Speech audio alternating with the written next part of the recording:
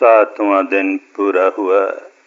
शिविर का 7वां दिन पूरा हुआ।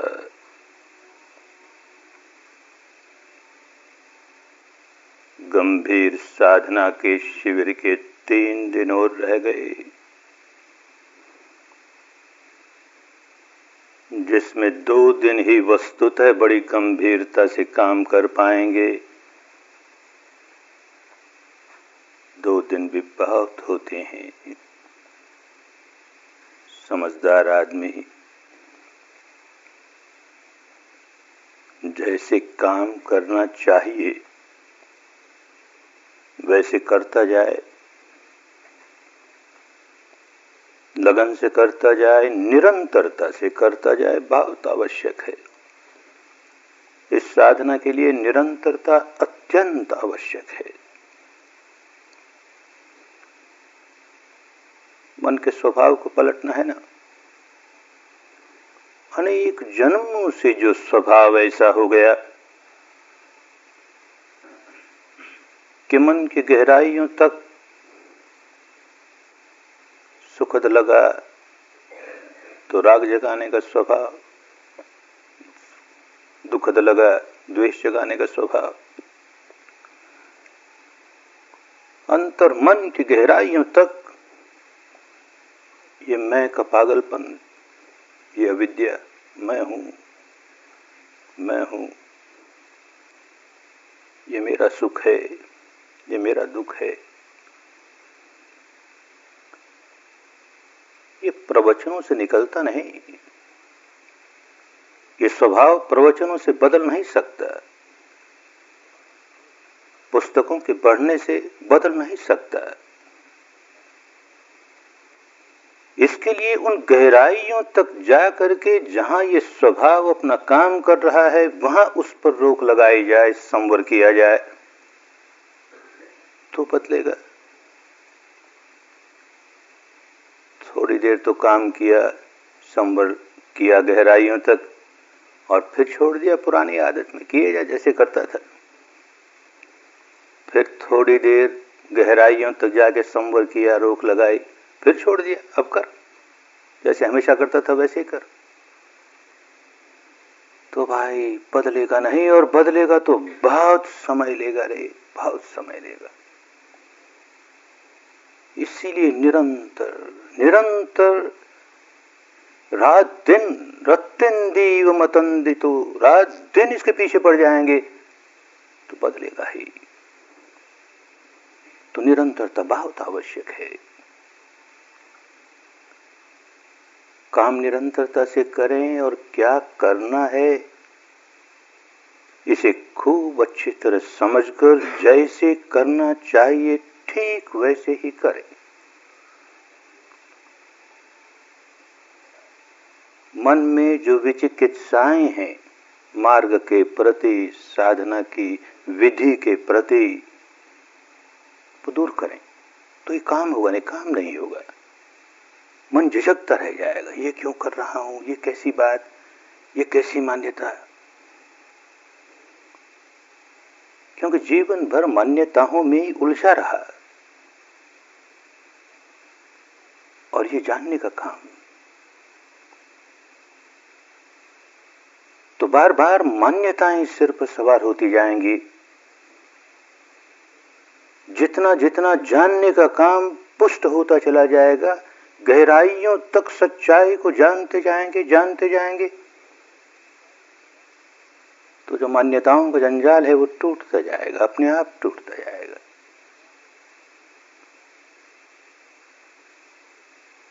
सत्य प्रत्यक्ष होता जाएगा। 3 प्रकार के सत्य। एक को कहते हैं शब्द सत्य,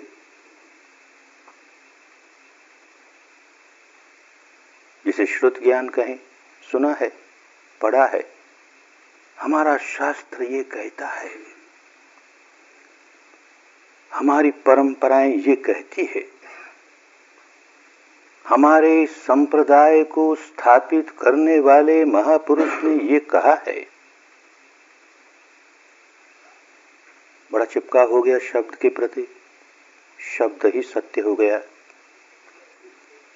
समझदार होगा तो एक कदम आगे बढ़ेगा, दूसरे सत्य की ओर बढ़ेगा। अब अपनी बुद्धि का इस्तेमाल करेगा, तर्कों का इस्तेमाल करेगा, तो अनुमान सत्य ऐसा ऐसा है तो ठीक ही लगता है। देख वहां दूर कहीं धुआं आ रहा है, धुआं दिख रहा है तो ठीक ही लगता है। आग लगी होगी, आग लगी होगी तब तो धुआं है, अनुमान करता है।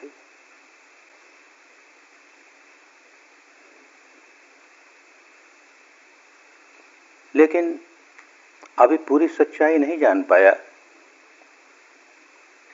शब्द सत्य में तो कुछ नहीं जान पाया, केवल मानने का ही काम हुआ। अनुमान में जरा सी बुद्धि लगाई, तर्कों का इस्तेमाल किया, पर बुद्धि की अपनी सीमा होती है।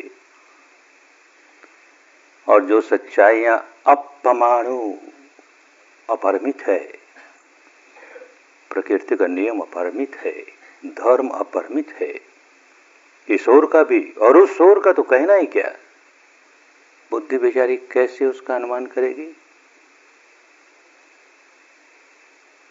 जैसे अनंत आकाश को एक सरकंडे से मापने चले, कैसे माप पाएंगे।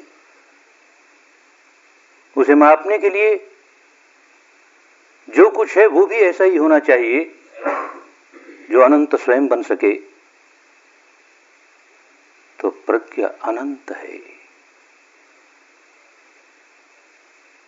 वो जागती चली जाएगी, जागती चली जाएगी, और वो जागेगी जब सत्य प्रत्यक्ष सत्य होगा। शब्द सत्य तक ही रह गया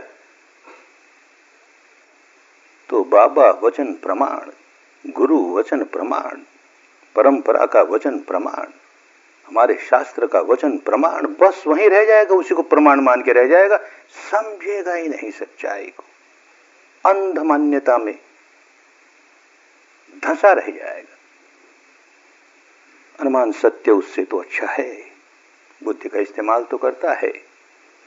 बड़ी भ्रांति है लेकिन अनुमान सत्य में। अंधेरे में कहीं रस्सी पड़ी है, अनुमान करता है सांप होगा। सांप है, अनुमान करता है रस्सी हो गई। बहुत भ्रांतियों को गुंजाइश है। प्रत्यक्ष सत्य हुआ तो सारी भ्रांतियां दूर होने लगी। अनुभव पर बात उतर गई ना, प्रत्यक्ष अनुभव पर। परोक्ष अनुभव नहीं, किसी अन्य का अनुभव है तो बात तो अनुभव की है, पर किसी अन्य की अनुभव की है। हमें जब तक उस प्रकार का अनुभव नहीं हुआ तब तक हम अनुमान ही अनुमान करेंगे, या तो अंधभक्ति से, अंध मान्यता से स्वीकार करेंगे, या केवल अनुमान करेंगे। प्रत्यक्ष अनुभव हो जाएगा, उस दिन सच्चाई सचमुच जैसी है वैसे उसे समझने लगेंगे। प्रत्यक्ष अनुभव कैसे हो? तो जो लोग सचमुच प्रत्यक्ष अनुभव करते करते मुक्त अवस्था तक पहुंच गए, सम्यक संबुद्ध हो गए, उन्होंने जान लिया कि वेदना से ही प्रत्यक्ष अनुभव होता है। पुरानी भाषा में वेदन शब्द का अर्थ ही अनुभवन, अनुभव करना। स्व वेदन से जो बात जानी वो प्रत्यक्ष अनुभव से बात जानी। स्व वेदन से जो ज्ञान जागा, पुरानी भाषा में वही वेद कहलाया। वो सम्यक ज्ञान है, स्ववेदन से जागा है। लेकिन धीरे धीरे बात बिगड़ती जाती है, फिर शब्द सत्य पर आ जाते हैं, ग्रंथ सत्य पर आ जाते हैं, तो वेद पुस्तक बन गया। जो बात अनुभव से जाननी थी, तो अनुभव से जाने बिना तो भ्रांति दूर होती नहीं, सच्चाई समझ में आती नहीं। अंध मान्यता से तो कुछ नहीं समझ में आएगा। है ही मान्यता केवल, जाना कुछ नहीं। पर बुद्धि का प्रयोग करेंगे तो भी भ्रांतियां रहेगी। प्रत्यक्ष अनुभव के लिए ये सारा काम कर रहे हैं। वेदना हमारे लिए इस कारण प्रमुख है। वेदन हो रहा है, वेदन हो रहा है और हम सच्चाई को देखना न सीखें। वेदन हो रहा है, हम प्रतिक्रिया कर रहे हैं, राग की कर रहे हैं, द्वेष की कर रहे हैं, और होश ही नहीं है कि राग की प्रतिक्रिया कर रहे हैं कि द्वेष की प्रतिक्रिया कर रहे हैं। होश ही नहीं है कि भीतर ही भीतर कोई वेदन हो रहा है, संवेदन हो रहा है। तो होते हुए भी, अनुभव होते हुए भी उस पर आवरण पड़ा है। दीवारें हैं, हमको तो नहीं मालूम क्या हो रहा है, तो दीवार टूटे। वेदन का अनुभव भी हो और उस वेदन की वजह से क्या हो रहा है, कैसी प्रतिक्रिया हो रही है, उसकी भी जानकारी हो। तो यूं टुकड़े कर करके वेदन अपनी जगह, उसकी प्रतिक्रिया अपनी जगह, और इन सब के बीच में और क्या समाया हुआ, जानना अपनी जगह, पहचान के मूल्यांकन करना अपनी जगह। यूं जैसे जैसे टुकड़े करते चले जाएंगे तो यह आरंभ तो इन चार बातों से ही होगा। विज्ञान है, देख कैसे काम करता है। संज्ञा है, कैसे काम करती है। वेदना है, कैसे काम करती है। संस्कार है, कैसे। अरे इन चारों का ही टुकड़ा करके देखना आ जाएगा, बहुत बड़ी बात हो जाएगी, बहुत बड़ी बात हो जाएगी। और टुकड़े होने लगेंगे तो धर्म समझ में आने लगेगा। देख, अविद्या है ना, इसी से संस्कार बनाना। अविद्या है तो संस्कार बनता ही है। होश है, बात समझ में आ रही है तो संस्कार नहीं बनता ना। हम बेहोशी में हैं, बात ही नहीं समझ में आती। वेदना हुई, उसे अच्छा माना, उसे बुरा माना, उसके प्रति राग जगाया, उसके प्रति द्वेष जगाया, हमें होश ही नहीं हम क्या कर रहे हैं। तो देखिए चक्र चलाना, तो यूं चक्र सारा समझ में आने लगे। ये प्रतीत्य समुत्पाद है, ऐसा होता है तो यूं हो जाता है, ऐसा होता है तो यूं हो जाता है, ऐसा न हो तो यूं नहीं होता, ऐसा न हो तो ये भी नहीं होता। तो ये कोई पाठ याद करने की बात नहीं, अनुभूतियों पर सारी बात समझ में आने लगे। कैसे ये सारा चक्र, लोक चक्र, भव चक्र, 12 आरों वाला कैसे काम करता है, एक के बाद एक घूमता है। तो इस आरे के सहारे आगे बढ़ता है, दूसरे आरे के सहारे आगे बढ़ता है, तीसरे आरे के सहारे। ये कैसे 12 आरा काम कर रहे हैं, कैसे बढ़ रहा है। अरे कहीं से तोड़ दो आरे को, टूटते चले जाएंगे सारे, चक्र काम करना बंद कर देगा। मालूम होना चाहिए कहां से तोड़ें, तो खूब समझ में आएगा। एक वो संधि थी आरे की, वो तो बीत गई। विज्ञान आया और उसने नाम रूप शुरू कर दिया, जीवन धारा चल पड़ी तो चल पड़ी। अब उसको हम कैसे तोड़े। एक संधि आगे है, मृत्यु के समय फिर प्रतिसंधि होगी, भवपच्चया जाति, वो संधि चबाएगी दबाएगी। आज कैसे तोड़े। तो ये संधि समझ में आएगी। वेदना पच्चया तणहा, वेदना पच्चया तणहा, वेदना हुई जा रही है, प्रति क्षण भीतर वेदना हुई जा रही है। सारे शरीर स्कंद पर, सारे चित्त स्कंद पर वेदना हो रही है, सुखद है, दुखद है, न्यूट्रल है, और प्रतिक्रिया किए जा रहे हैं। अरे यहां तोड़े ना, ये तो अपने हाथ में, अपने वश की बात है। पहली वाली बात अपने वश की बात नहीं, आगे वाली बात अपने वश में इस माने में है कि वर्तमान को तोड़ देंगे तो आगे वाली अपने आप टूट जाएगी। लेकिन वर्तमान को तोड़े बिना हम चाहें कि आगे का टूट जाए, हमारा भविष्य में जन्म न हो, हमारा भविष्य में दुख का संवर्धन होने वाला चक्र टूट जाए, तो होता नहीं ना। अब तो बढ़ाई जा रहे हैं, अब तो दुख बढ़ाई जा रहे हैं, बढ़ाई जा रहे हैं, और आगे का टूट जाए तो होता नहीं ना। तो बात समझ में आए कि अब का तोड़ना है। वर्तमान के तो मालिक हैं हम।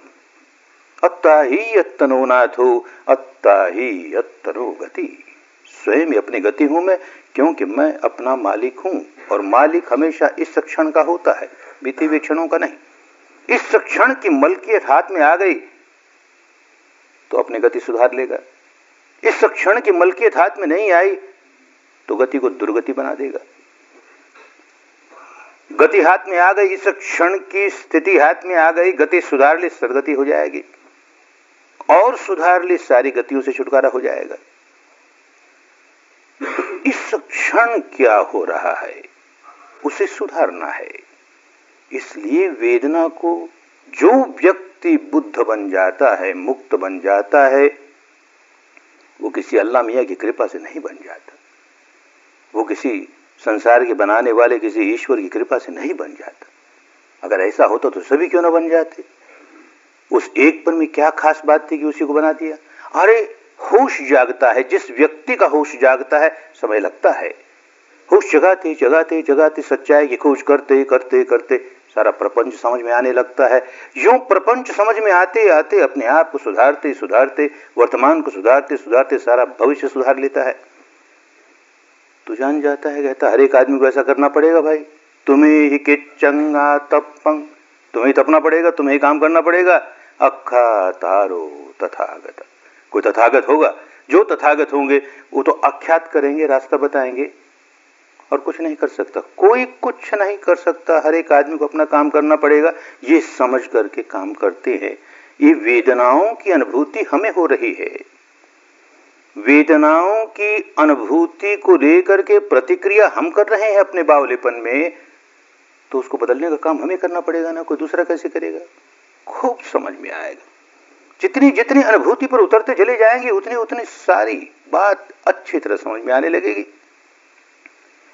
ये वेदनाओं को इसलिए देख रहे हैं कि उसके टुकड़े टुकड़े करके, विभाजन करके, विश्लेषण करके और आगे बढ़ जाएंगे तो खूब विभाजन, न जाने कितने और टुकड़े होते चले जाएंगे।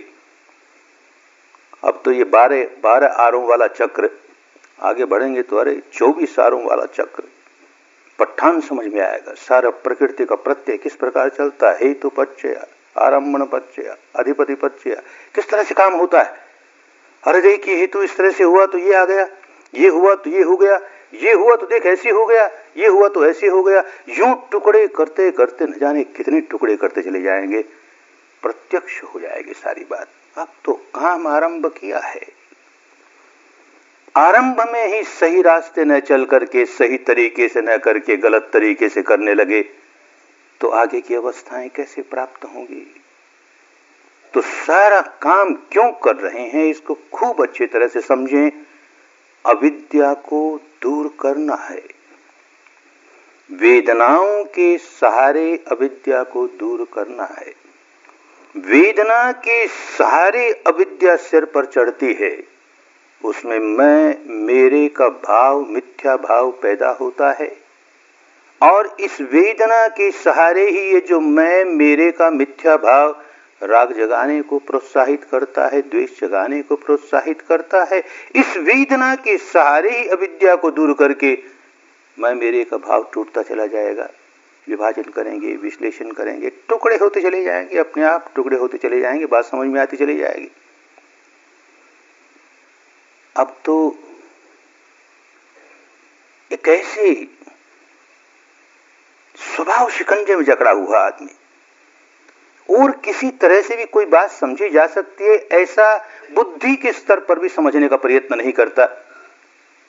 एक तो स्वभाव शिकंजा ऐसा, मैं, अरे मैं नहीं, ये कैसे हो सकता है, मैं कैसे नहीं,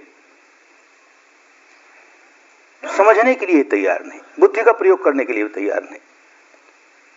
और फिर करेला था, नीम चढ़ गया और खारा हो गया। अब तो हमारी मान्यता की बात, हमारी परंपरा कहती है मैं तो है ही और मैं तो रहेगा ही, चाहे जितने जन्म जन्मांतर होते चले जाए, मैं तो रहेगा ही। अब वो क्यों सोचेगा कि मैं नहीं है, ऐसा भी हो सकता है, ये भी एक दृष्टिकोण हो सकता है, देखे तो सही। उस तरह से सम्यक प्रकार से देखने का काम ही नहीं करेगा तो कैसे बाहर निकलेगा भाई। और जिस तरह से सच्चाई का दर्शन करना शुरू कर दे तो सारी बात अनुभूतियों पर उतरती चली जाए, अपने आप अविद्या दूर होती चली जाए, अपने आप ये मैं का पागलपन अपने आप दूर होता चला जाए। अरे व्यवहार के लिए मैं कहना पड़ता है भाई, सोचना शुरू करे जरा पहले बुद्धि के स्तर पर ही, और फिर अनुभूतियों की ओर उतरता चला जाए। बुद्धि के स्तर पर, अनुभूतियों के स्तर पर।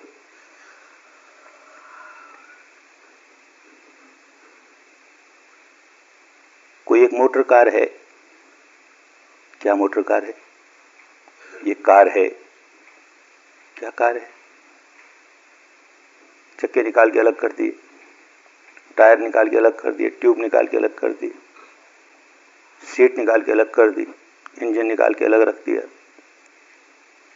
स्टीयरिंग व्हील अलग निकाल के रख दिया। क्या कार है भाई? वो चक्का कार है कि टायर कार है कि ट्यूब कार है कि सीट कार है कि इसका ये ढांचा कार है? क्या कार है? फिर भी कार तो है। अरे वो सारे जुड़ गए तो कार है, अलग अलग करके देखा तो नहीं कार है। तो वो कार है, ये प्रकट सत्य है। विभाजन करके देखें तो नहीं है भाई। कहने के लिए कार है, व्यवहार के लिए कार है। आज सोमवार है, कल मंगल है, बुध है, बृहस्पति है, शुक्र है, शनि है, रवि है, सप्ताह है। क्या सप्ताह है? क्या सोमवार सप्ताह है कि मंगलवार सप्ताह है कि बुधवार सप्ताह है? क्या सप्ताह है? पर सप्ताह है। व्यवहार के लिए तो कहेंगे सप्ताह है। क्या सप्ताह है? टुकड़े कर करके देखें तो अलग अलग दिन है, सप्ताह है। पहले दिन से लेकर के 30वां दिन महीना है। पहला दिन महीना है कि दूसरा दिन महीना है? क्या महीना है? अरे समझ में आएगा, व्यवहार के लिए महीना है। कोई महीने नाम की अलग चीज छिपी हुई नहीं है इसमें। न पहले दिन में महीने नाम की चीज छुपी है, न दूसरे दिन में छुपी है, न तीसरे दिन में छुपी है। अरे सारा संयुक्त हुआ तो एक नाम देना था व्यवहार के लिए, महीना कह दिया। ये जनवरी है, ये फरवरी है, ये अमुक है। 12 हो गए तो साल है। क्या साल है रे? जनवरी साल है कि फरवरी साल है? पर साल है, वर्ष है। अरे ठीक इसी प्रकार ये रूप स्कंध है, ये रूप स्कंध है। इसी तरह नाम स्कंध है, विज्ञान का स्कंध है, वेदना का स्कंध है, संज्ञा का स्कंध है, संस्कार का स्कंध है। पांचों जुड़ गए, एक व्यक्तित्व है। ये गोइनका है, ये अमुक है, ये अमुक है। क्या है गोइनका?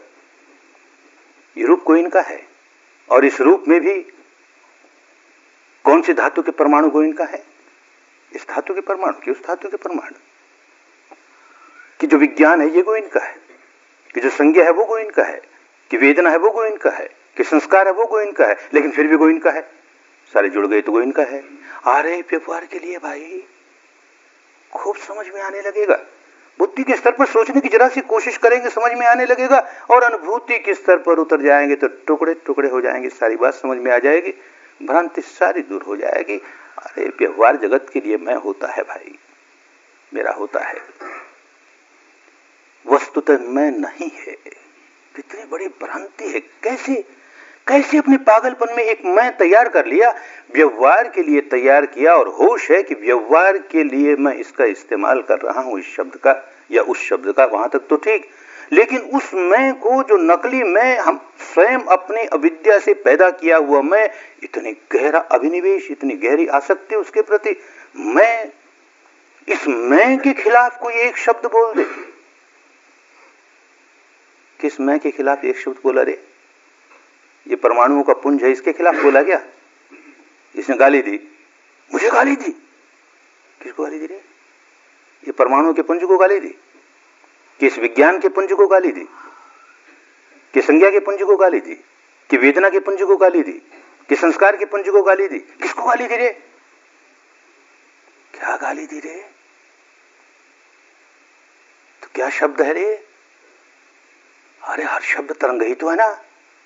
तरंग ही। उसने प्रशंसा की, क्या प्रशंसा की रे? तरंग ही तो है ना, तरंग ही तो है ना।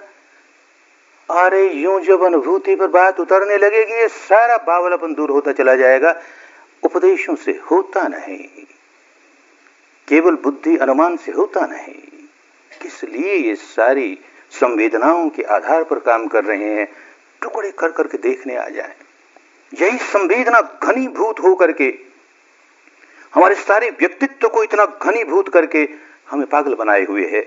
और यही संवेदना टुकड़ा करना सिखा देगी, अलग अलग अलग अलग अलग अलग। तो खूब समझेंगे, दोनों को समझेंगे। फिर ये प्रगट सत्य है, व्यवहार सत्य है, और ये परमार्थ सत्य है। तो प्रगट सत्य तो इस प्रकार का है, ये खंबा है, बड़ा स्थूल है, बड़ा ठोस है, बड़ा ठोस है। परमार्थ सत्य ये है कि परमाणुओं का पुंज है और उसमें केवल तरंगे ही तरंगे हैं और कुछ नहीं। ये मेरा शरीर बड़ा ठोस है, प्रगट सत्य है। परमार्थ सत्य ये है कि इसमें केवल तरंगे ही तरंगे हैं और कुछ नहीं।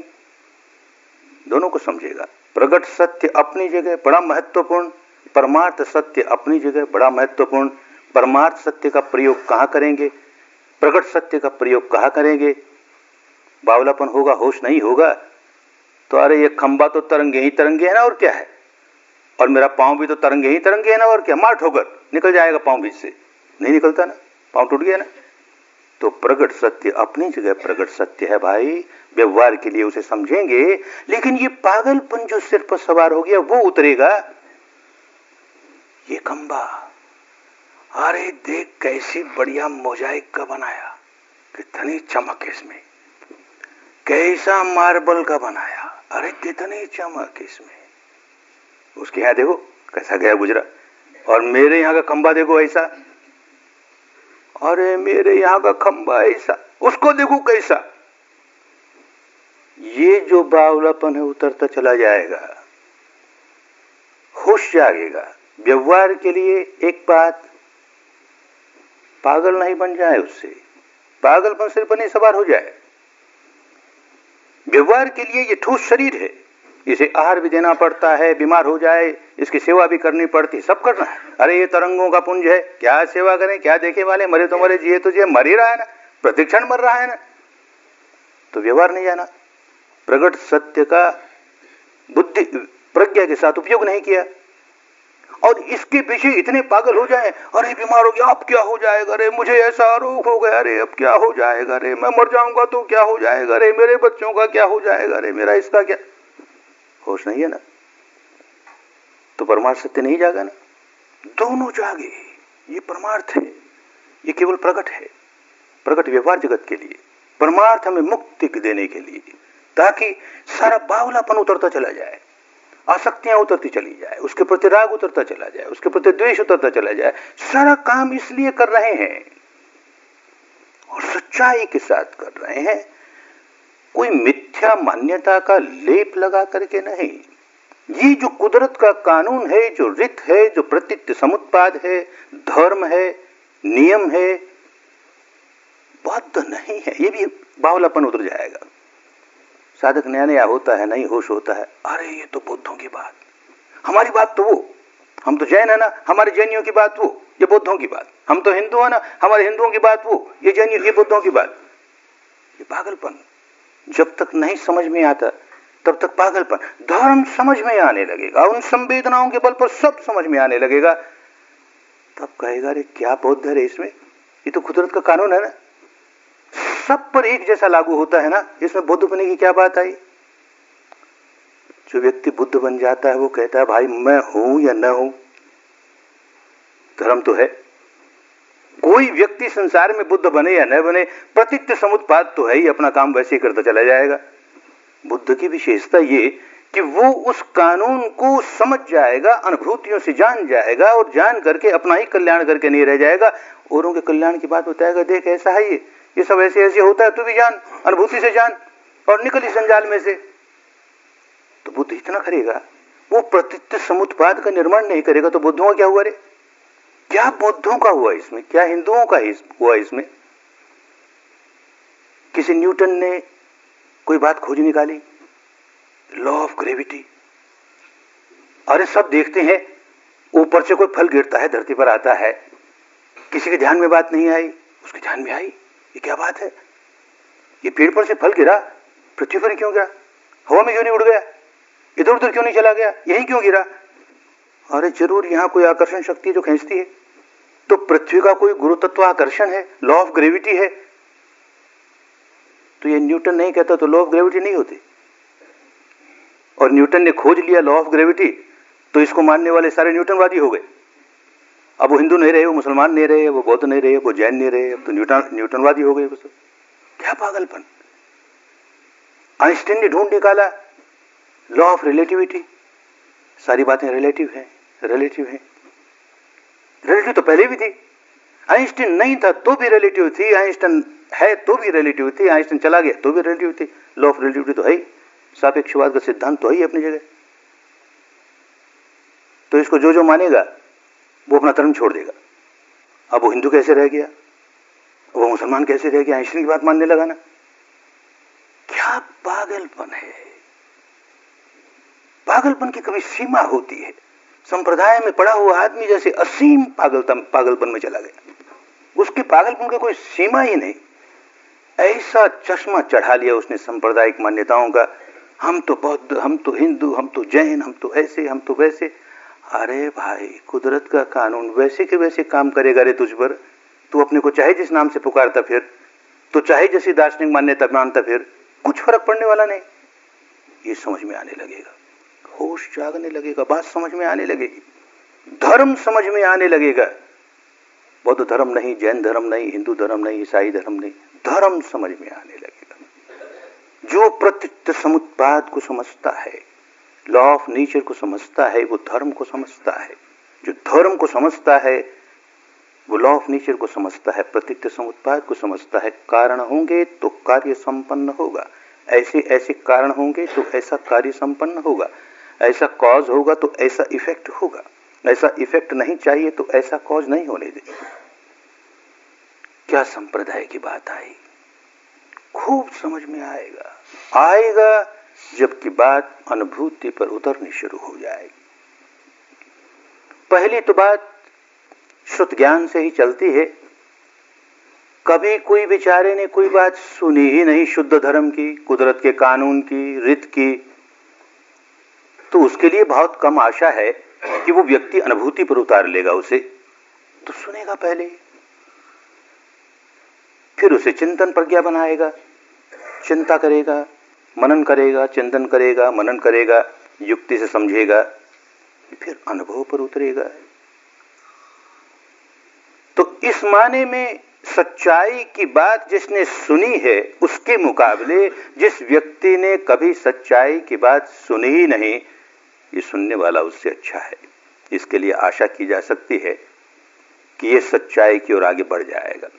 जिसने कभी सुनी नहीं, जिसने ये जाना सुना ही नहीं कभी, धर्म तो सार्वजनीन होता है, ये बात ही कभी नहीं सुनी, तो सारे जीवन भर धर्म को या तो बौद्ध मानेगा, या जैन मानेगा, हिंदू मानेगा, मुसलमान मानेगा, ईसाई मानेगा, यही मानता चला जाएगा। वो उसने कभी सुना ही नहीं कि धर्म सार्वजनीन होता है, उसका किसी संप्रदाय से लेन देन नहीं होता, कुदरत के कानून को धर्म कहते हैं, यही बात उसने नहीं सुनी कभी। तो इसीलिए भगवान ने कहा कि अरे भाई, असुतुआ से तो सुतुआ भला। जिसने सुना तो, लेकिन उससे बात नहीं बन गई, आगे बात चलनी पड़ेगी। सुन करके मान लिया, बस मान ही लिया, मान लेने मात्र से कुछ नहीं हुआ। लोग आते थे, कोई आता भगवान के पास तो उसी से पूछते हो कि बता भाई, ये जो शरीर है ये नित्य है कि अनित्य है, क्या मानते हो? महाराज अनित्य है, इसमें नित्य की क्या बात है?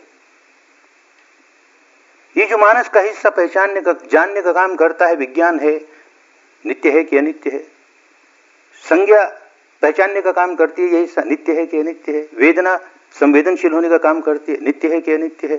संस्कार प्रतिक्रिया करने का काम करता है, नित्य है। महाराज अनित्य है, इसमें नित्य की क्या बात, सब अनित्य है। तो जो अनित्य है अपने आप बदले ही जा रहा है, बदले ही जा रहा है। वो क्या तू है? वो क्या तेरा है? वो क्या तेरी आत्मा है? नहीं महाराज, इसमें क्या मैं है, इसमें क्या मेरा है, इसमें क्या मेरी आत्मा है? नहीं महाराज, ये मैं भी नहीं, ये मेरा भी नहीं, ये मेरी आत्मा भी नहीं। तो प्रतिक्षण बदले ही जा रहा है। जो मैं नहीं, जिस पर मेरा अधिकार नहीं, जो मेरा नहीं, क्या समझते हो उससे सही सुख मिल सकता है तुम्हें? नहीं महाराज, इसमें कहां सुख पड़ा, सही सुख इसमें नहीं है महाराज, दुख ही है, दुख ही है। वो व्यक्ति व्यक्ति बुद्ध की शिक्षा पर चलने वाला नहीं है, बाहर से आया है और बुद्ध ये प्रश्न करते हैं और वो ऐसा जवाब देता है, तो एक बात समझनी चाहिए कि भारत में बुद्ध के पहले भी अध्यात्म की मूल बातें तो वही, ये सारा शरीर अनित्य है, नश्वर है, भंगुर है, ये सारा चित्त अनित्य है, नश्वर है, भंगुर है, ये मैं नहीं, ये मेरा नहीं, ये मेरी आत्मा नहीं, ये दुख है। तो बुद्ध ने क्या नई बात दी, बुद्ध की क्या बोधी? ये बात तो पहले से थी, बाहर का आया वो आदमी ये उत्तर दे रहा है ना। तो बुद्ध ने ये दिया कि केवल मानने से कुछ नहीं होगा। भाई मान रहे हो ना, ये तो तुम मानते हो ना, किंग मन्यसी, क्या मानते हो? मैं ये मानता हूं, तुम मानते हो ना। अब देखो और जानो, अरे कल्याण हो जाएगा, देखो और जानो। तो मन्यते मन्यते मन्यते से जानाते जानाते जानाते की ओर। तो जानाते जानाते अब जानने लगा, पहले मान रहा था। जानने में भी भ्रांतियां होती हैं क्योंकि संज्ञा अभी प्रबल है।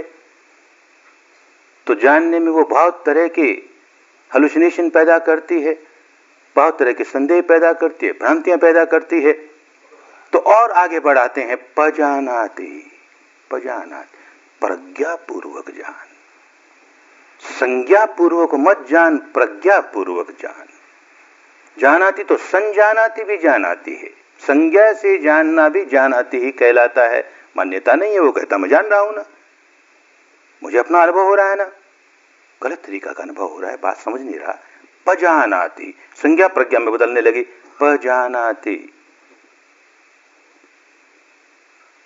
वो पजानाति केवल बुद्धि की भी हो सकती है, चिंतनमयी प्रज्ञा भी हो सकती है। प्रज्ञा है, शुद्ध प्रज्ञा से तो आगे आ गया, पर चिंतन प्रज्ञा हो सकती है। तो वेदनाओं के स्तर पर जान रहा है कि नहीं? वेदनाओं के स्तर पर जान रहा है तो अनुभूतियों के स्तर पर जान रहा है। तो क्या कहें इसे? तो भारत की भाषा कंगाल हो गई, उसको एक शब्द गढ़ के देना पड़ा, संपजानाति। अपने अनुभव से समग्रता को प्रज्ञापूर्वक जानता है और सब समय जानता है।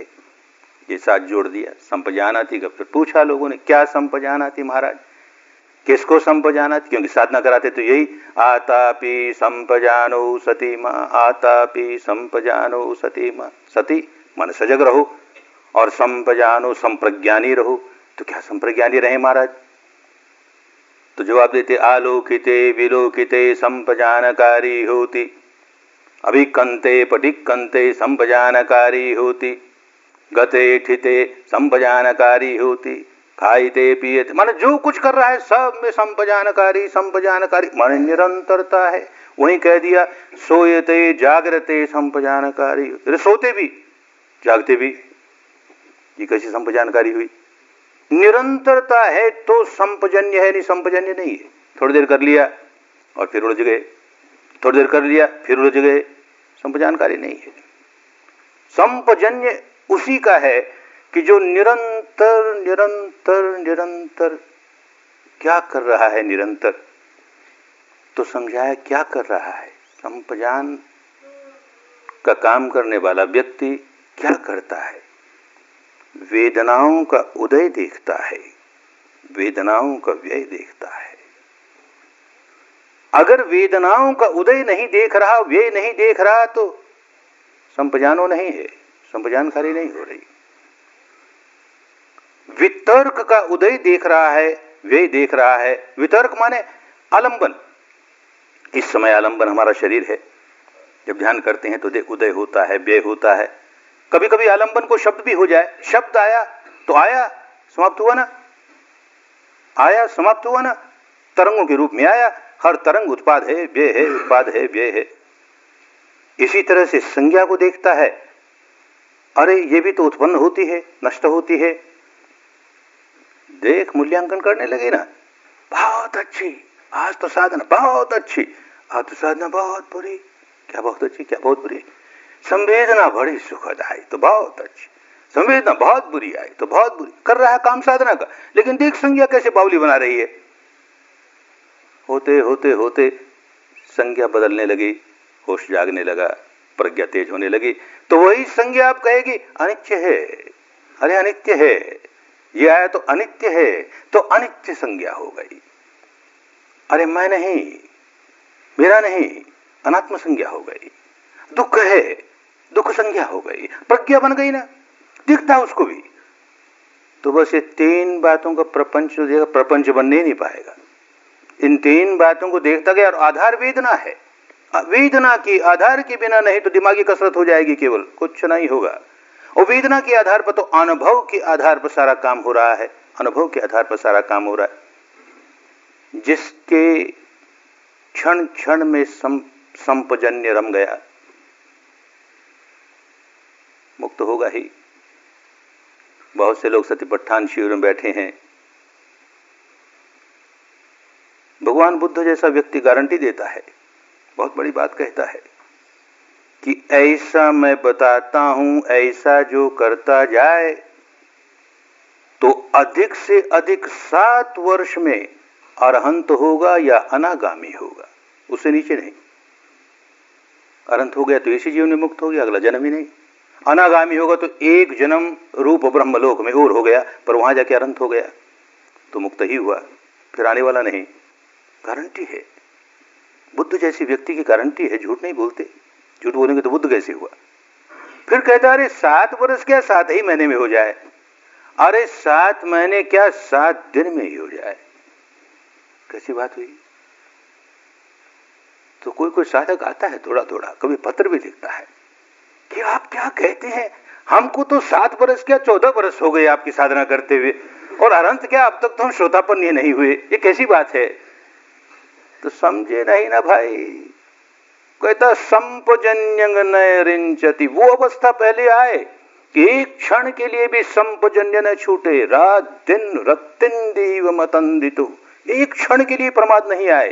वो अवस्था आई तो गारंटी है 7 वर्ष में अरहंत हो ही जाएगा। और किसी की बहुत बड़ी पारमी है तो 7 ही दिन में हो जाएगा। और वो बंबई से भाग के गया हुआ सन्यासी दारू चली, उसके जैसा होगा तो कुछ मिनटों में ही हो जाएगा।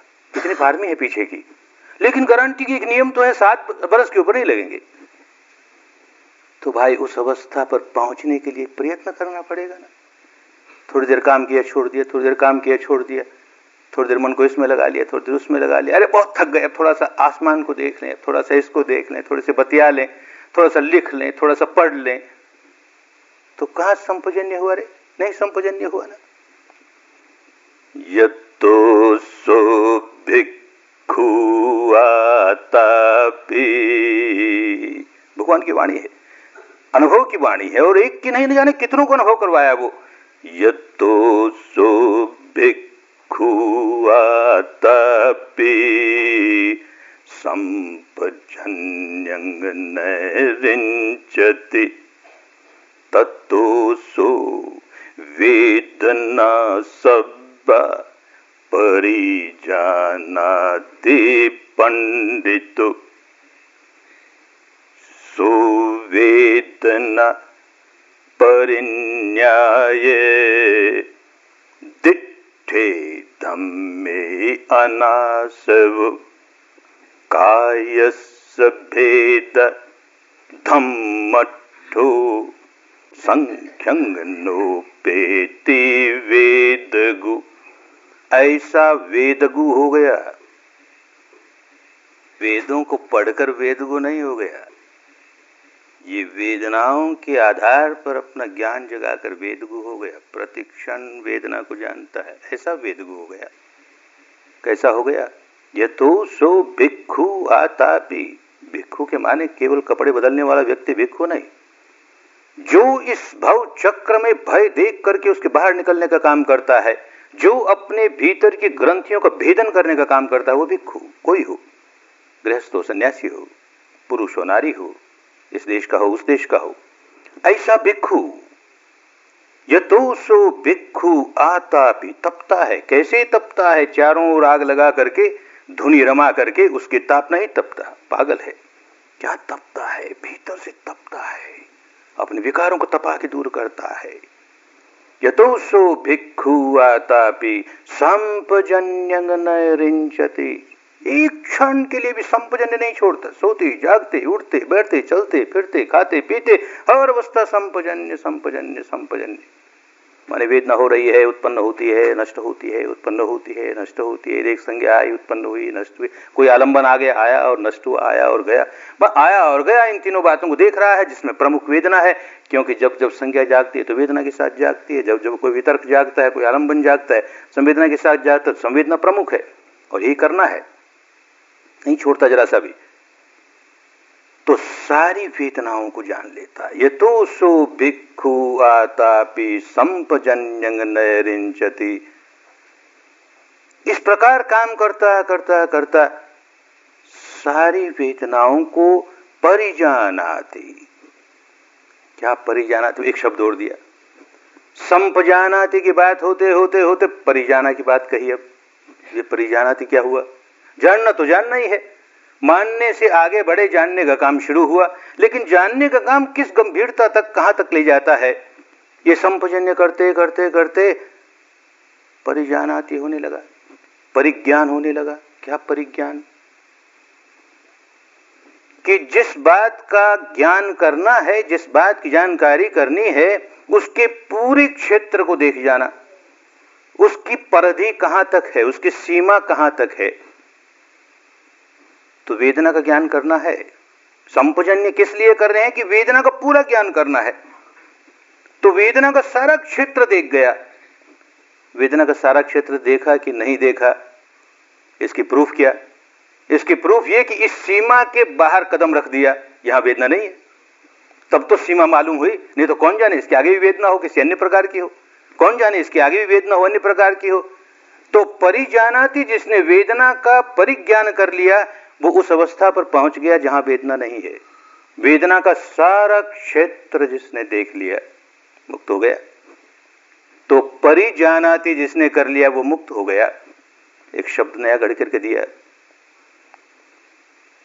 जैसे ये चार आर्य सत्य जब सम्यक संबुद्ध होकर के आए बांटने के लिए, तो अपने साथियों की एक मंडली, 5 लोग जो साथ रहे, 6 बरस तक बड़ा साथ दिया, फिर किसी बावलेपन से छोड़ के चले गए। कह रहे इसने अपना व्रत तोड़ दिया। व्रत ही प्रमुख उनके लिए, ऐसी परंपरा, व्रत तोड़ दिया इसने, ये कैसे बुद्ध होगा? तो दया आई, करुणा आई उन पर। इन बेचारों ने इतनी सेवा की, इनको पहले जाके समझाएं धर्म की बात, मुक्ति की बात, मुक्त होने का रास्ता बताएं। वो सुनने को तैयार नहीं, दूर से ही देख करके कहते हैं इसको हम नमस्कार भी नहीं करेंगे, इसका अभिनंदन भी नहीं करेंगे, क्योंकि राजघराने का आदमी है, तो बस एक आसन पड़ा है, बैठ जाएगा उस पर, और हम कुछ नहीं करेंगे। पर जैसे जैसे नजदीक आते गए मैत्री की तरंगे, धर्म की तरंगे ऐसे आकर्षित हुए कि जो नहीं करने का निर्णय किया था सारा किया, बैठा। फिर भी बुद्धि तो कहती है कि ये आदमी बुद्ध नहीं हो सकता, जरूर इसमें कुछ आकर्षण है, कुछ बात तो प्राप्त की है जरूर इसने, लेकिन बुद्ध नहीं हुआ अभी, ये बुद्ध नहीं हुआ अभी। वो कहता भाई मैं सम्यक संबुद्ध हो गया, और नहीं विश्वास होता तो क्या करे बेचारा।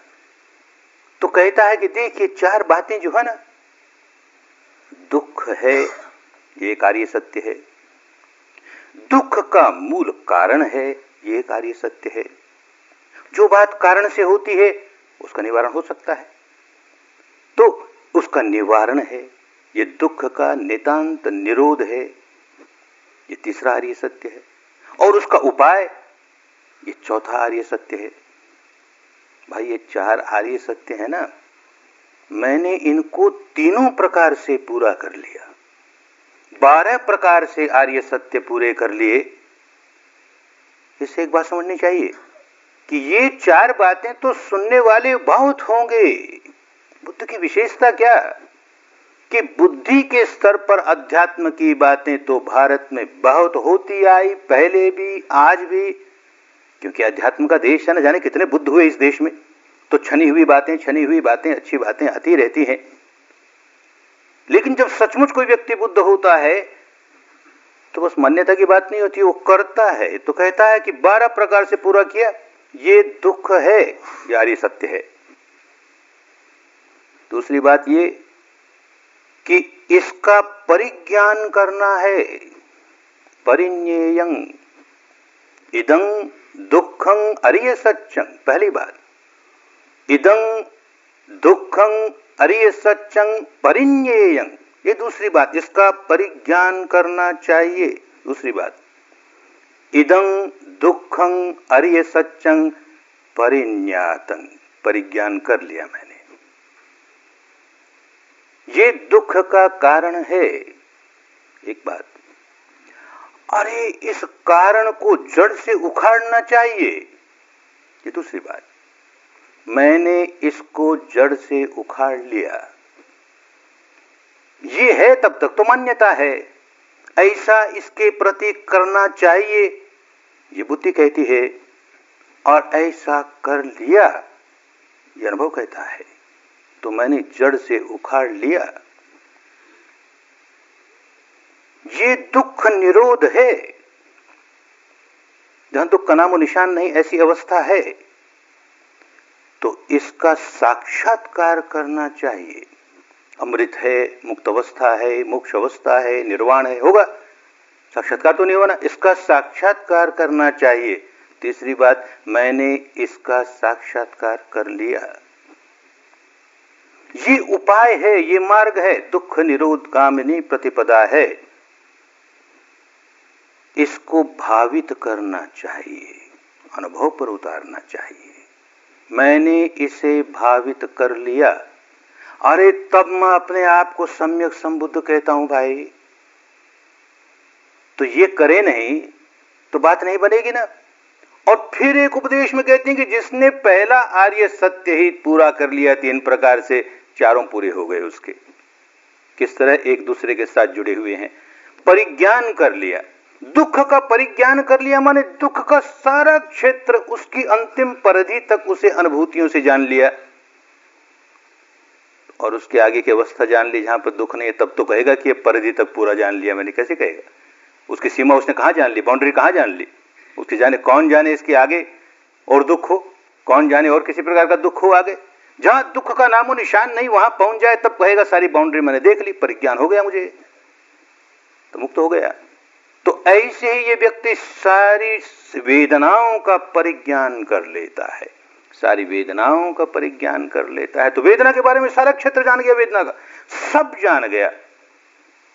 फिर कहीं समझाते हैं एक जगह कि क्या जानता है वेदना के बारे में, तो शुरू तो यूं करता है कि देख वेदना आई तो संज्ञा कहती है सुखदाई दुखदाई, बहुत अच्छा हुआ रे, बहुत बुरा हुआ रे, यूं उसको देखता है और देखता है हाँ ठीक है, उत्पाद भी हुआ रे, व्यय भी हुआ रे, सुखदाई तो भी समाप्त हुई, देखो दुखदाई तो भी समाप्त हुई। यूं करते करते पुरानी आदत है, काम शुरू करते करते ही तो स्थूल संवेदनाएं आएंगी, अप्रिय संवेदनाएं आएंगी, दुखद संवेदनाएं आएंगी। होश होगा तो कहेगा दुख आर्य सत्य का दर्शन कर रहा हूं, अनुभूति में से गुजर रहा हूं, दुख कैसा होता है उसको साक्षी भाव से जान रहा हूं। लेकिन पुरानी आदत है ना, जल्दी छूटती नहीं। दुख है रे, हाय रे, मरा रे, बड़ा दुख है रे, बड़ी पीड़ा है रे। और करते करते ऐसा हुआ कि वो दुख की संवेदना तो निकल गई, अब आई धारा प्रवाह, सारा शरीर पुलक रोमांच, तो लगा उछलने, अरे क्या आ गया रे, देख क्या मिल गया, ऐसा आनंद आ गया, ऐसा आनंद आ गया। तो कहता है कि आस्वादन करने लगा, वेदना का सारा क्षेत्र देख रहा है, वेदना में क्या क्या होता है, कैसे ये वेदना हमें बंधन की ओर ले जाती है और कैसे यही वेदना हमें मुक्ति की ओर ले जाती है। आस्वादन करने लगा। जहां सुखद संवेदना का आस्वादन करने लगा वहां दुखद संवेदना के प्रति द्वेष और बढ़ता ही जाएगा, बढ़ता ही जाएगा, क्योंकि इसके प्रति राग गहरा होते जा रहा है। आस्वादन करने लगा, अच्छा साधक है, देखिएगा उसको भी, देख इसका रस लेने लगा ना, सुखद संवेदना का रस लेने लगा ना, तो अरे बड़ी खतरनाक बात है, आदिनव, अरे इसमें तो न जाने कितने जन्मों से पड़ा हुआ कि सुखद को सुखद मान करके उसके प्रति राग जगाए जाना, राग जगाए जाना कब का स्वभाव था, और वही फिर कर रहा हूं, तो दुखद के प्रति द्वेष जागेगा ही, दोनों ही तो बांधने वाले, बड़ी खतरनाक बात, आदिनव। पुरानी भाषा में कहा दीना बड़ा खतरनाक। उस संवेदना को जिसको लेकर के ऐसा उछलने लगा कि अरे धारा प्रवाह मिला, अरे क्या कहना, ऐसा आनंद आया, ऐसा आनंद आया, अब देखिएगा बड़ा खतरा आया, बड़ा खतरा आया, उसका रस लेने लगा ना, रसास्वादन करने लगा ना, भय जागे, कहां उलझ गया। तो भय जागता है, क्या करने लगा, ये क्या होने लगा, ऐसा खतरनाक अवस्था में डूबते ही जा रहा हूं। तो मुंचित कम्यता, इसके बाहर निकलना है, कैसे इसके बाहर निकलूं। तो एक उदाहरण देकर के बताया, कोई मछुआ, मच्छी पकड़ने वाले कई तरह से मच्छी पकड़ते हैं। कोई एक टोकरी, कई मच्छियों का झुंड हो पानी में, उस पर डाल देते हैं, तो उस टोकरी के अंदर आ गई मछलियां, ऊपर उसके छेद होता है, उसमें हाथ डाल करके फिर मच्छी को पकड़ पकड़ के अपने झोले में डालते जाते हैं।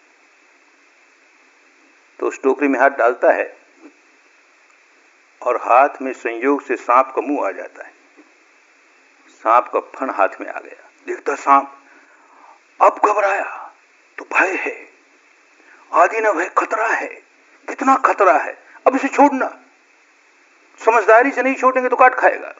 अच्छा है कि इसका फण पकड़ा हुआ है, लेकिन छोड़ना कैसे छोड़ें, तो किस समझदारी के साथ घुमा के फेंकता है कि काट न ले। ऐसे ही ये सुखद संवेदना सांप की तरह खतरनाक है, कैसे छोड़ें, इनके प्रति जो आसक्ति पैदा कर ली कैसे छूटे, ये छूटे कि काम बन गया। फिर होश आता है कि ये जो भय जागा, ये जो मेरे मन में भय जागा, ये खतरा है, यूं जागा, मैं कैसे इसके बाहर जाऊं निकल जाऊं, ये जागा। अरे ये भी अपने आप में बांधने वाला है रे, भय का संस्कार बनाता है ना, व्याकुल होने का संस्कार बनाता है ना। मुक्ति के लिए भी व्याकुल होगा तो मुक्ति नहीं मिलने वाली, समझे, होश आए, सांप का फण है पर इसे कैसे दूर करना है, इसका होश आए, काट न ले, इसका होश आए, तो संखार उपेक्षा, अब संस्कारों के प्रति उपेक्षा, अपना काम आप ही जो करना हो, जो कुदरत अपना काम जैसे करेगी करेगी, हम तो केवल संस्कारों के प्रति उपेक्षा, संस्कारों के प्रति उपेक्षा, एक ही बात, संखार उपेक्षा, संखार उपेक्षा। यूं करते करते करते ये जो वेदनाओं के प्रति आसक्ति थी टूटने लगी, वेदनाओं के प्रति राग था वो टूटने लगा, वेदनाओं के प्रति द्वेष था वो टूटने लगा, वेदनाओं की वजह से नए संस्कार बनने बंद हो गए। सब देख रहा है, ये सारा वेदना का क्षेत्र देख रहा है, परिज्ञान कर रहा है ना वेदना का, वेदना कैसे कैसे काम करती है सब देख रहा है। टूटने लगा, ये टूटने लगा, ये टूटने लगा, क्षय होने लगा, ये क्षय होने लगा। यूं होते होते होते उस अवस्था पर पहुंचा जहां नए विकार बनने बंद हुए, पुराने निकलने लगे, पुराने निकल गए, पुराने का क्षय होने लगा। हर पुराना विकार, जब विकार बना संवेदना के आधार पर बना, जब विकार निकलेगा संवेदना के साथ निकलेगा। कांटा चुभते हुए भी संवेदना पैदा करता है और जब उसको निकालते हैं तो भी संवेदना पैदा करता है। तो हर विकार संवेदना से संबंधित है और हम उसको साक्षी भाव से देख रहे हैं, साक्षी भाव से देख रहे हैं। और यूं देखते देखते देखते विकार निकालते निकालते निकालते आगे बढ़ते जा रहे हैं, आगे बढ़ते जा रहे हैं। इस सारा का सारा क्रम देख रहा है, देख रहा है, देख रहा है। तो एक बात ये समझ में आ गई कि कब निकलेगा, जब सुखद संवेदनाओं से आसक्ति टूटेगी, सुखद संवेदनाओं को सांप की तरह खतरनाक समझेगा, तब उससे दूर होगा, तो छुटकारा होता चला जाएगा। और सुखद संवेदनाओं के प्रति राग जगाएगा तो दुखद के प्रति द्वेष जगाएगा, भव चक्र चलता ही चला जाएगा। कैसे इसके बाहर निकले, तो समझाते हैं कि देख, दुखद संवेदना तो प्रत्यक्ष दुख है ना, इसमें तो हमारे कहने की भी जरूरत नहीं, तुम्हारी संज्ञा कहती है दुख है ना। ये जो सुखद संवेदना है ये भी दुख है रे, बहुत बड़ा दुख है। जिस दिन सुखद संवेदना को ये दुख है, ये दुख है ऐसा समझने लगेगा, प्रज्ञा से समझने लगेगा, बुद्धि की बात नहीं। और ठीक समझेगा, प्रज्ञा से समझेगा तो क्या समझेगा, क्यों दुख है, ये नित्य नहीं है इसलिए दुख है। अरे देखते देखते समाप्त हो जाएगी। कितने ही धारा प्रवाह हुई, कितना पुलक रोमांच हुआ, कितनी बार अनुभव हो गया, धारा प्रवाह होती है, पुलक रोमांच होता है, समाप्त हो जाता है। और जिस किसी पुलक रोमांच को, धारा प्रवाह को हमने आसक्ति के साथ पकड़ लिया तो खत्म होते रोना आएगा। अरे सुबह तो साधना बहुत अच्छी होती थी, आए भागे भागे अपने मार्गदर्शक के पास, सुबह तो इतनी बढ़िया साधना हो रही थी, क्या कहना, एकदम धारा प्रवाह ही धारा प्रवाह। शाम की साधना तो मेरी एकदम खराब हो गई, एकदम क्या हो गया, धारा प्रवाह नहीं। अब तो पता नहीं क्या हो गया धारा पर। पिछली साधना हमारी बहुत अच्छी हुई, पिछला शिविर बहुत बढ़िया गया, अब के तो अरे कहीं धारा प्रवाह का नाम ही नहीं हमारी साधना। अरे पावला आदमी, समझा ही नहीं ना, उड़ जाए ना अभी तक। जिस दिन इस संवेदना को, सुखद संवेदना को भी दुख है ऐसा देखना शुरू कर देगा, यं किंची वेदयति तंपि दुःखस्मिन् दुःखस्मिन् दुःख, जो कुछ अनुभव कर रहा है संवेदना के स्तर पर दुख ही है। वेदना का क्षेत्र और दुख का क्षेत्र एक ही क्षेत्र है। दुख का सारा क्षेत्र देख गया और उस अवस्था पर पहुंच गया जहां दुख निरोध है, जहां निर्वाण है, तो समझ लेना चाहिए वेदना का सारा क्षेत्र देख गया, उस स्टेज पर पहुंच गया जहां वेदना का नामो निशान नहीं। वेदना निरोध, वेदना निरोध, तणहा निरोधो, तणहा निरोध निब्बाणं। अगर वेदना समाप्त होगी तो निर्वाण हो गया ना। तो मृत व्यक्ति में और निर्वाणिक अवस्था में गए हुए व्यक्ति में कोई भेद नहीं होता। एकदम दुनियादारी की दृष्टि से बिल्कुल मरा हुआ व्यक्ति है वो। आंखें काम नहीं करती, कान काम नहीं करते, नाक काम नहीं करती, त्वचा काम नहीं करती, मन नहीं काम करता, मरा हुआ है बिल्कुल, लेकिन जागृत है भीतर से। ऐसी जागृति जो और लोगों में क्या होगी। जितने देर उसमें रहा, फिर आया, फिर इस क्षेत्र में, तो ये सारा क्षेत्र देख गया और उस अवस्था का भी अनुभव कर लिया जो दुख निरोध की अवस्था है, तो इसको परिज्ञान कहा। ऐसा परिज्ञान वेदना के बारे में जिसने सब कर लिया। कहां से शुरू किया? संपजन्यंग नयरिंचति। ऐसा करते करते संपजानाति संपजानाति पूरी हुई, तो परिजानाति परिजानाति पूरी हुई। अब एक और शब्द देना पड़ा, अभिजानाति, अभिज्ञान हुआ। तो पहले भी चलता था अभिज्ञान के बाद लोग साधनाएं करते थे, बहुत गहरी समाधियां करते थे, चौथे ध्यान तक आते आते सिद्धियां प्राप्त होने लगती थी। विपश्यना करता है, ऊंचाइयों में जाता है तो भी सिद्धियां प्राप्त होती हैं, पर होश के साथ होती हैं, नहीं तो उन सिद्धियों में पागल रहता है। तो एक सिद्धि प्राप्त होती है, दिव्य चक्षु आते हैं, बंद आंखों से कहां कहां की बात सच्चाई, जहां जहां की हो, बड़ी स्थूल सच्चाई है, सब दिखता है। दिव्य श्रोत आता है तो कहां कहां की बातें, किधर किधर की, कितनी दूर की, किसकी, सब सुनता है। परचित्त ज्ञान, दूसरे के चित्त में इस समय क्या चल रहा है उसे जानने की योग्यता प्राप्त हो जाती है। अनेक प्रकार के चमत्कार, जैसे एक शरीर से अनेक शरीर बना ले, जमीन में डुबकी लगा दे, पानी पर चले, हवा में उड़े, इस तरह के लोगों को चमत्कृत करने वाली बातें, इस तरह की सिद्धियां प्राप्त हो जाती हैं। च्युति प्रतिसंधि का ज्ञान, ये मरा, ये व्यक्ति मरा, देख कहां जन्मा, कौन से लोक में जन्मा, क्योंकि सारे लोक को देख सकता है, कहां मरा, अब कहां जन्मा, कहां जन्म। ये 5 तरह के अभिज्ञान बिना विपश्यना के ही आ जाते हैं, आते हैं। लेकिन विपश्यना करता है तो क्या अभिज्ञान आता है कि सारे आश्रव समाप्त हो गए, उसको देख लिया। अनासवो, अनासव अवस्था का साक्षात्कार करा, तो ये सबसे बड़ी सिद्धि है। बाकी सारी सिद्धियां तो लोक चक्र में उलझाने वाली, ये अनाश्रव क्या होता है इसे समझना चाहिए। इसे समझने में अभिज्ञान आती, माने ऊंचा उठ गया, और जो सामान्य व्यक्ति जो करते हैं उससे और ज्यादा इसमें इसकी फैकल्टीज बढ़ गई। तो दिव्य चक्षु आए, दिव्य श्रोत आए, अमुक आया, लेकिन इतना ऊंचा उठ गया कि मुक्ति आ गई, सारे आश्रव खत्म हो गए। क्या आश्रव होता है? आश्रव शब्द का अर्थ है बहाव है। काहे का बहाव है? जैसे कोई नासुर हो जाए, उस नासुर के फोड़े में से पीप बह ही जा रही है, रुकती नहीं, बड़ी कष्टदायक है। सामान्य फोड़ा हो तो समाप्त हो जाएगा, ठीक हो जाएगा, कुछ इलाज हो जाएगा, नासुर का इलाज ही नहीं। देखो कैसे बहाई जा रहा है, उसमें से प्रवाह बह ही जा रहा है, ऐसे बहता है, आश्रव है। एक आश्रव शब्द का अर्थ होता है नशा है। जैसे द्राक्षास्व है, ये दाग का यानी अंगूर का शराब बनाते हैं तो उसको द्राक्षास्व कहते हैं। आसव नशा है, ये जो भाव है इसी का नशा है, बड़ा कष्टदायक है भाव। क्या भाव है? तो संवेदना फिर काम आने लगी, खूब समझ में आएगा। ये सारे पारिभाषिक शब्द हैं साधना से संबंध रखने वाले। जब देश से साधना ही समाप्त हो जाती है तो उन पारिभाषिक शब्दों का अर्थ ही नहीं समझ में आता। क्या भाव होता है? बाहर से कोई घटना घटी, आंख के जरिए देखा या कान के जरिए सुना या किसी भी इंद्रिय के जरिए उसका प्रवेश हुआ और संज्ञा ने मूल्यांकन किया। मूल्यांकन करते ही जो वेदना जागी, वेदना तो मन की है, मन का एक हिस्सा है जो संवेदनशील होता है, लेकिन मन और तन इतने जुड़े हुए हैं, इनको अलग नहीं किया जा सकता। वो केवल अरूप ब्रह्मलोक की अवस्था में अलग होते हैं, या एक ऐसा लोक भी है जिसमें केवल रूप है, जिसमें चित्त नहीं है, उस अवस्था में अलग होते हैं। और या दोनों का निरोध हो जाता है निर्वाण की अवस्था में, बाकी सारे समय दोनों साथ हैं, एक दूसरे को प्रभावित करते रहते हैं। तो वेदना जागी मन में और कुछ होने लगा शरीर में। क्या होने लगा? एक बहाव बहने लगा। क्रोध आया तो एक प्रकार के रसायन का बहाव बहने लगा, एक जीव रसायन, एक बायोकेमिस्ट्री अंदर बहने लगी, सिक्रेशन होने लगा। तो कुछ दिनों तक तो लोगों में ये चला कि इस चक्र से ऐसा सिक्रेशन होता है, उस चक्र से ऐसा सिक्रेशन होता है, इससे ऐसा भाव बहता है, भय आए तो ऐसा इस चक्र में ऐसा होने लगता है, क्रोध आए तो उसमें ऐसा होने लगता है, तो इस चक्र का दर्शन करो, मुक्त हो जाओगे। क्या चक्र का दर्शन करो?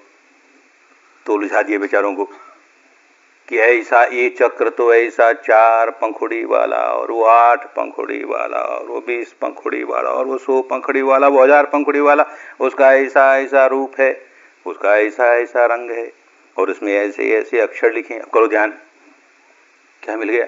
किया ध्यान, और बार बार करते करते वो सामने आने लगा। जिस बात का बार बार हम मन पर लेप लगाएंगे उसका बाह्य प्रक्षेपण होगा। हमने देख लिया, चक्र का दर्शन कर लिया।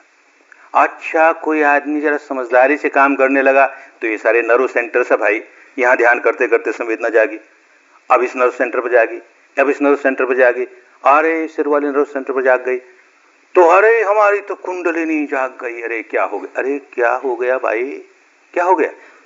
इस सारे मेरुदंड के सारे तुझे संवेदना मिल गई तो हो क्या गया? भूल गए ना कि कोई बात कैसी चली थी। गंगा की धारा जहां गंगोत्री से निकलती है, कितनी निर्मल है, कितनी निर्मल है।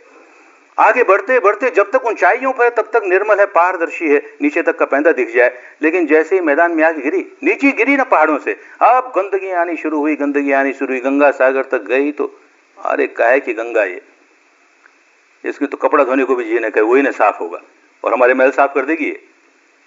तो गंदगी ही गंदगी। ऐसे ही जब धर्म चलता है, शुद्ध धर्म, तो कितना पवित्र मुक्त करने वाला, और गिरता जाता है तो गंदगियां आती चली जाती है। बात ये थी कि संवेदनाएं जो महसूस हों उनको देखो कैसे बांध रही हैं।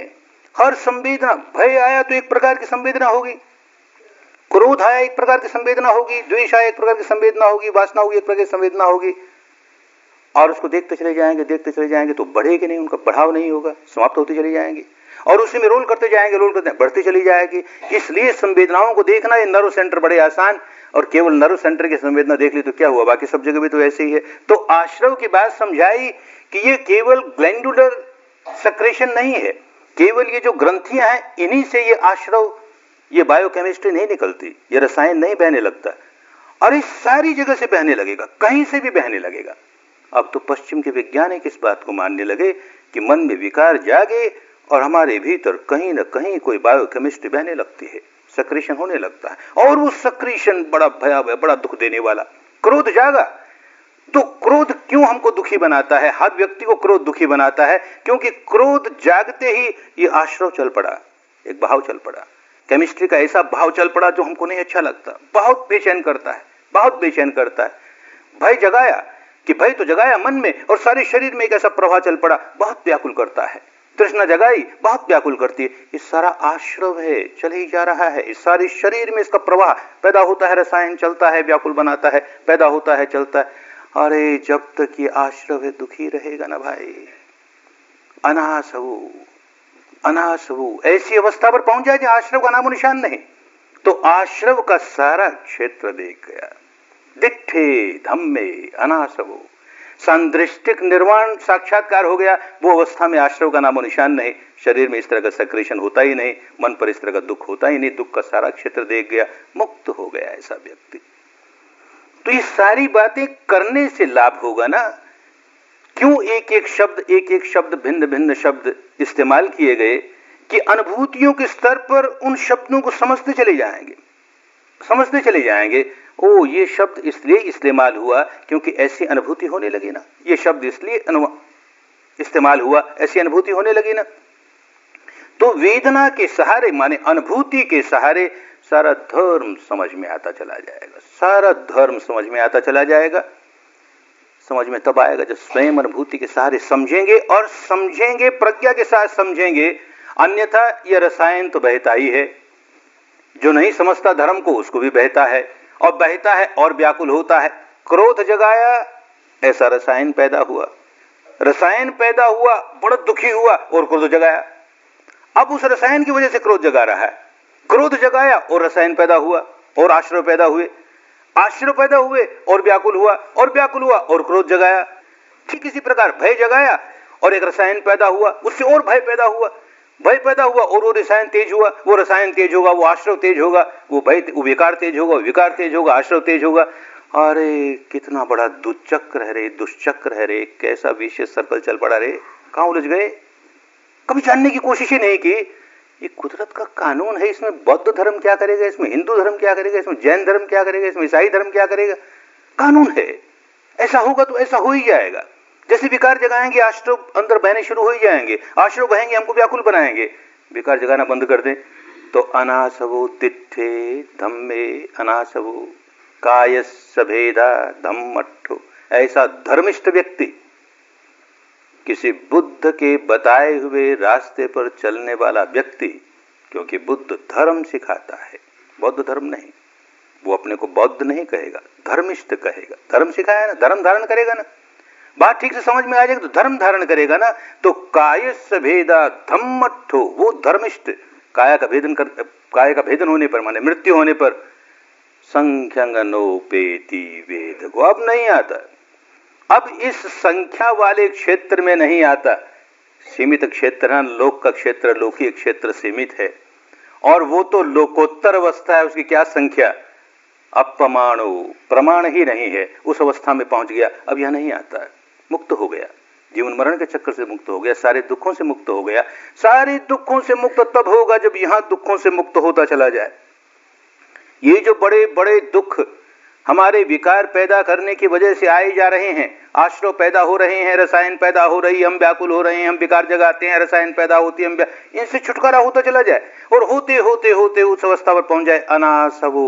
अब आश्रव नहीं, क्षीणासवो, कोई आश्रम नहीं रह गया, अब कोई भाव नहीं रह गया। ये भाव चलते हैं तो इनको नशा भी कहा, इसी माने में कि भाव से व्याकुल भी है फिर भी भाव पैदा करता है, भाव से व्याकुल भी है फिर भी भाव पैदा करता है। किसी को एक्जिमा हो जाए, खुजलाता है, बड़ा दुख होता है खुजलाने में, फिर एक रस आता है, फिर खुजलाता है, बड़ा व्याकुल होता है, फिर खुजलाता है। कोढ़ हो जाए, खुजलाता है, व्याकुल होता है, फिर खुजलाता है, व्याकुल। अरे नशा हो गया ना उसका, हर नशा यही तो होता है। नशा करने वाला आदमी खूब जानता है कि नशा है, बहुत बुरा है, लेकिन फिर भी करता है, फिर भी करता है। तो ये आश्रव एक नशा है, दुखी रहें इस बात का नशा है, विकार पैदा करते रहें इस बात का नशा है। ये नशे के बाहर आना है ना भाई, कैसे आएंगे? प्रवचनों से नहीं कोई आ सकता है, केवल बुद्धि विलास से नहीं कोई आ सकता है, इसमें से गुजरना होता है, गुजरना होता है। बहुत बड़े भाग्य की बात हुई, बड़ी दुर्लभ बात प्राप्त हुई। जैसे भगवान का प्रथम बोल बुद्ध बनते ही जो हर्ष के उद्गार निकले, अनेक जाति संसारं। अरे तो सारा का सारा ये लॉ समझ में आ गया और लोगों को समझा दिया, इस छोटी सी वाणी में सब कुछ समझा दिया। गहे कारक दिठो सी, अरे घर बनाने वाले को देख लिया, कौन घर बनाने वाला है? हम अपना घर बनाते हैं ना, तो अपने आप को देख लिया। ये कानून, ये कुदरत का कानून हमारी अविद्या की वजह से घर बनाया जा रहा है ना, एक पर एक नया घर, मरा और फिर घर नया तैयार, मरा और फिर घर नया तैयार। तो सारी बात समझ में आ गई। जैसे प्रथम वचन वैसे अंतिम वचन, वैसे तो सारे वचन धर्म की वाणी जैसे मधु का लड्डू हो, जहां से खाओ वहीं से मीठा। लेकिन फिर भी प्रथम वचन और अंतिम वचन बड़े महत्वपूर्ण। अंतिम वचन क्या कहते हैं, बार बार कहते रहे, लेकिन फिर आखिर में कहा बुद्ध उत्पादो दुर्लभो लोकस्मिन्। अरे बुद्ध का उत्पाद होना आसान नहीं है, बहुत दुर्लभ है, बहुत दुर्लभ है। कितने जन्मों तक असंख्य कल्पों तक जन्म लेते लेते लेते लेते और पारमी पूरा करते करते करते इस अवस्था पर पहुंचता है जहां अपने सारे पाप दूर करके, अपने सारे दुख दूर करके इतना बल प्राप्त करता है कि औरों को समझा सकता है, औरों को रास्ता बता सकता है। बहुत बड़ी बात होती है, साधारण बात नहीं है, कठिन बात है। बुद्ध उपादो दुर्लभो लोकस्मिन्, और फिर कहा मनुष्य भावो दुर्लभो। मनुष्य का जीवन मिलना कठिन, बहुत दुर्लभ। किस माने में दुर्लभ? कि मनुष्य का जीवन इतना अनमोल है कि इसी जीवन में अंतर्मुखी होकर के ये दुख है, ये सुख है, ये वेदना ऐसी है, ये ऐसी है, इसको कैसे देखें, नहीं देख रहे हैं तो कैसे बन रहे हैं, और देख रहे हैं तो कैसे खुद, इस सारा काम मनुष्य के जीवन में हो सकता है। बड़ा दुर्लभ है, और मिलना भी सच में बड़ा दुर्लभ है। बताया उन्होंने एक बार अपने उपदेश में, और अपनी बुद्धि से भी समझें तो बात समझ में आएगी। एक बार अधोगति की ओर गिर गया, मृत्यु के समय कोई ऐसा संस्कार जागा, ऐसा भव संस्कार जागा कि उसकी तरंगे नीचे के लोकों से समरस हुई तो खिंचता हुआ चला गया। एक बार नीचे के लोक में जन्म हो गया, किसी भी नीचे के लोक में अब निकलना बड़ा कठिन। जब आदमी नीचे के लोक में जाए कि ऊपर के लोक में जाए, कहीं जाए, उसके सारे कर्म उसके साथ जा रहे हैं। केवल अंतिम समय जो जागा है वही ले जाएगा, यहां ले जाएगा या वहां ले जाएगा, बाकी समाप्त नहीं हो गए, वो साथ साथ चल रहे हैं। लेकिन ऊंचे में जाएगा और विपश्यना के साथ जाएगा, संवेदनाओं को देखते हुए जाएगा, तो ये संवेदना को देखते का काम करता चला जाएगा और समाप्त करता चला जाएगा, मुक्त हो जाएगा। बिना संवेदना के ऊंचे लोक में गया तो कुछ समय उसका आनंद लेकर के फिर गिरेगा, क्योंकि बाकी सारा का सारा संग्रह तो वैसे के वैसे है। किसी कारण से, नासमझी से, अपनी कम तैयारी से नीचे की ओर गिर गया, बड़ा कठिन है। यद्यपि उसके पास अच्छे पुण्य के संस्कारों का संग्रह भी है, लेकिन मृत्यु के समय वो कैसे जागेंगे? क्योंकि सारे जीवन भर केवल राग, केवल द्वेष, केवल राग, केवल द्वेष, इसके अतिरिक्त और कुछ कर ही नहीं पाएगा। तो सारी जीवन भर इसके अतिरिक्त कुछ करने का उसके पास रास्ता ही नहीं। तो मृत्यु के समय वही जागेगा, फिर उसी में पड़ा, मृत्यु के समय वही जागेगा, फिर उसी में पड़ा। न जाने कोई ऐसा समय आए, कोई ऐसा संयोग आए कि कोई पुराना संस्कार किसी कारण से उठ गया तो भले उसके बाहर निकले, बड़ा कठिन है। तो एक उदाहरण से समझाया कि जैसे किसी महासागर के एक तट से, महासागर के इस तट पर कोई एक टायर, आज की भाषा में कहें तो कोई एक ट्यूब छोड़ दी, और उस तट पर, महासागर के उस तट पर कोई एक अंधा कछुआ वो छोड़ दिया। अंधा है कछुआ, कुछ नहीं दिखाई देता उसको, और 100 बरस में एक बार अपना सिर उठाता है ऊपर, बाकी तो उसी के नीचे बह रहा है। 100 बरस में सिर उठाता है, कहां उठ गया सिर ये नहीं पता। ये टायर यहां से फैल रहा है, इधर उधर घूम रहा है, चक्कर काट रहा है लहरों के दबाव से, उनके सहारे। वो कछुआ न जाने कहां कहां फिर रहा है। तो पूछते हैं भिक्षुओं से कि भाई बताओ, ऐसा मौका कब आए कि वो कछुए का सिर इस टायर में से निकले बाहर? कितनी असंभव बात। ये अटलांटिक महासागर का ये तट, वो अटलांटिक महासागर का वो तट, पैसिफिक महासागर का ये तट और वो तट, यहाँ का कछुआ और यहाँ का टायर और वो अंधा कछुआ। अरे ऐसा ही है, समझो मेरी बात को, ऐसा ही है। एक बार अधोगति में गिर जाने के बाद निकलना इतना ही कठिन काम है। बचाना है अपने आप को, अधोगति में न चले जाएं, अधोगति की ओर न चले जाएं। और तरीका है बचाने का, इतना अच्छा तरीका है तो क्यों नहीं अपने आप को बचाएं। तो मनुष्य का जीवन मिला, ये अपने आप में बहुत बड़ी बात हुई कि अपने को बचाने का इतना बड़ा साधन मिल गया। आगे के लिए तो बचाएं अपने आप को। तो मनुष्य भावो दुर्लभो, मिल गया मनुष्य का जीवन। तो भी क्या हुआ भाई,